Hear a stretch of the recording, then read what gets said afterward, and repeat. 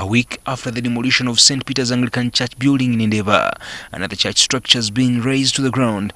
In the pictures we obtained from the lead pastor of Oasis Life of Destiny Church, Ivan Obo, an excavator is seen in the presence of police and a team of KCCA enforcement team bringing the church structure down. Obo says the KCCA enforcement team from much in the division demolished the structure before they could explain themselves. The local leaders were not informed of why they did this.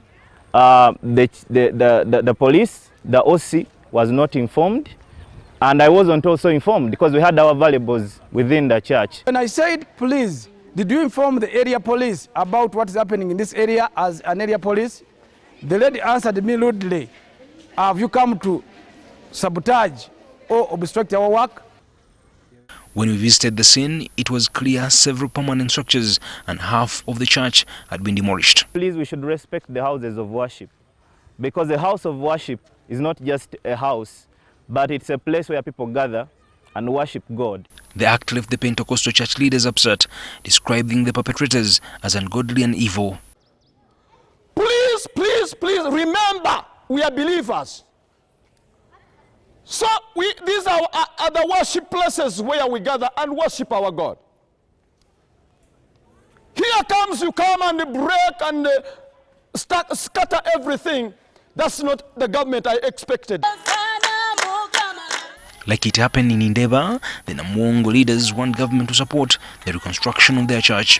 If other churches like Endeavour, we are demolished and they are replacing them, can we kindly also this church be replaced?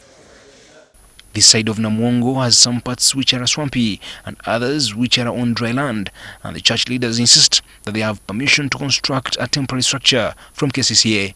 The area member of Parliament Ibrahim Kasozi and the Machindi Mayor Ali Munyenyama also joined the religious leaders in condemning the act. Who is interested? Is it the state, the government, or the investors? Because the church is a small matter. We have all buildings in the wetlands. I don't know why you're interested in such a small church. I'm going to give them all whatever they need to reconstruct that church. I'll do that. I want a NEMA and the KCCA. They don't play around with the religious issues like that. Our efforts to get a comment from both Kampala Capital City Authority and the National Environment Management Authority on the matter were futile. Ivan Chimuchigozi, NTV.